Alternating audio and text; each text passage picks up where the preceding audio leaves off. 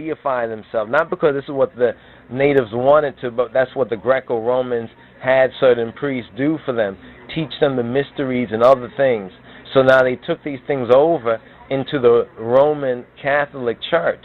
So when we come down now to the Pope Alexander VI, we see that one son posed for the Jesus Christ that never existed, the God that wasn't there, and then his daughter Lucretia, or Lucifer, you understand, basically posed for this picture, or the Jesuit Virgo Mary, you understand, the Virgo Mary, a.k.a. the Ashtaroth, you understand, and it's this image that like buho, like yeast, you understand, like leaven, you understand, has really puffed up Ethiopians spiritually to a measure, you understand, where they really need to repent. They need to destroy these images, get rid of these images, get the word out that this right here is a spiritual warfare. This is not a good thing. You understand? This really, for the centuries that it's really been in dominance and mainstay, is one of the reasons why Ethiopia spiritually, you understand, is the Christian part of it is as dysfunctional, you understand, against her known and sworn enemies, both within and without, because of this very image. This image is a talisman that's set to disempower Ethiopian spirituality. This image right here is disempowering to Ethiopian spirituality. The Ethiopic version jacks from it. You understand? It does something to help redeem some of the intrinsic value of the Ethiopian spirituality. But then in many of these churches, and we'll try to show you some pictures where many of these churches, they even have the white Virgo Mary, the Jesuit Mary, the Borgia, Caesar Borgia family Mary, you understand, the Pope Alexander family, Lucretia, Lucifer, Mary. They have like 2 and 3 of these images in their church, and then if they have the black or more Ethiopic picture, it's like they treat it with little regard, of little respect. You understand? Even though it kind of mimics some of the basic stylizations, but these stylizations go past. So we're looking so much as a stylization, but the key things that we should know is who is that individual, the relation of that individual to the Borgia family. So if we're going to talk about, you know, the Italian Jesus or the Caesar Borgia's Jesus, the Jesus that Christ that never existed, the whitewashed Jesus, the fake one, you understand? Then we also have to talk about the Mary one, you understand? Because learning who the true Jesus, Iosus Christus is and its connection with blackness is very important for us as black males. You understand? It helps to powerfully reverse the curse of woolly lynchism.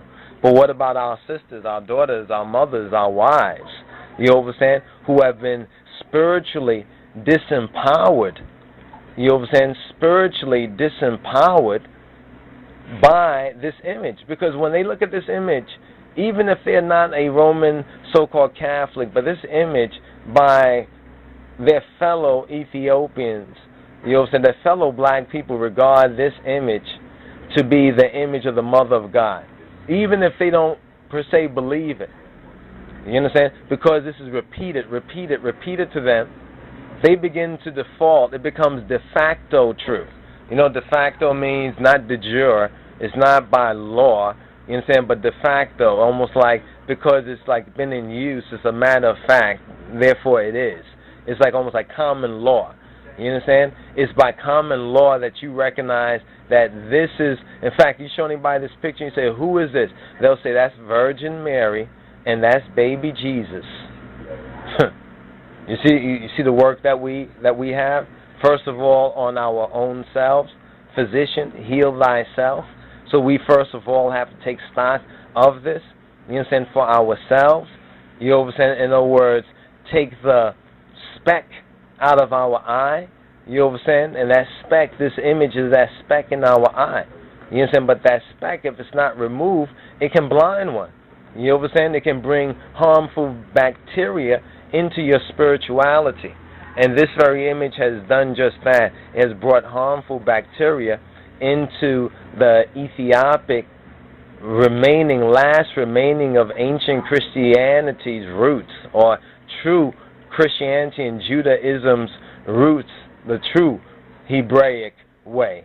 You understand? Because Judaism is basically an AD religion. But when we say Judaism in that sense, we're referring to the tribe of Yehuda, or the Moa'an Besazem Negeda Yehuda, not Judaism, which is something make-believe, you understand, on what we, the people, and what Ethiopia, Kedamal Haile Selassie, represents.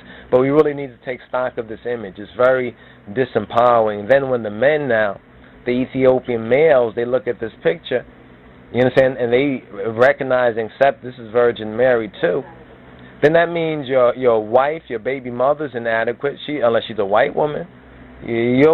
What's happening is happening. You know what I'm saying? Your child is also inadequate. You understand? Therefore, you act on probably a lot like the Gentiles now in refugee status in these foreign countries, scattered abroad because of disagreeableness. You understand? So it has a harmful and detrimental effect on the male as well as the female psyche of Ethiopian, but especially Ethiopian Christianos or Christians. I know a lot of people are used to this. It's going to be very hard for people willingly, you understand, to basically destroy that image. You know what I'm saying? When we say destroy that image, we say what Yahweh says in His Word, to destroy their images. You understand? The Ethiopic version that has been jacked from that, because we can read the artistic quality and see that someone knew what they was doing by changing a lot of key things in the picture. You understand? Making the woman, you understand, more Ethiopian or Amhara in that sense. You understand?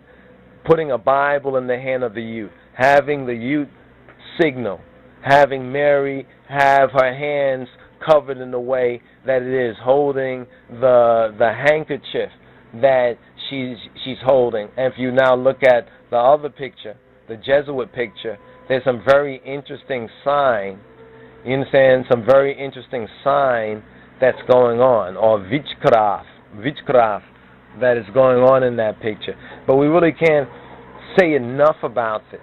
We just thought we was going to do just probably a small 10-minute spot or something like that, just touch on it, just some basic 411. But when we really get into it, we get to find out that there is so much about this. I'm talking about just some of the basics. So all we're trying to deal with right here is just the basics. You know, like they say, just the facts. We're just trying to deal with the facts right here. You understand? But just these basic facts, in and of themselves, are so profound that we were forced, in a sense, to take a little more than a moment on this particular subject matter, because it's really, really very important that we get to understand what has been done and what continues to be done, you understand, in a very covert way. You understand? In almost one of the most covert ways. It's probably the most successful way that the Pope, that the Jesuits, you understand, that Roman Catholicism, Mystery Babylon, the Romanish agenda has gained great strength because of the subtle, covert, and overt use of their false images, and Ethiopians willy-nilly adopting these false images and even putting them up in the prominent places, you understand, of many houses of prayer, worship, and reflection. You understand, with no sort of qualifiers, not even being qualified for what it is. You understand? A Roman forgery. That's basically what the Virgo Mary is. It's a Roman forgery and a perversion of the true Ethiopic Kadis Mariam, or the Black Maiden Mariam.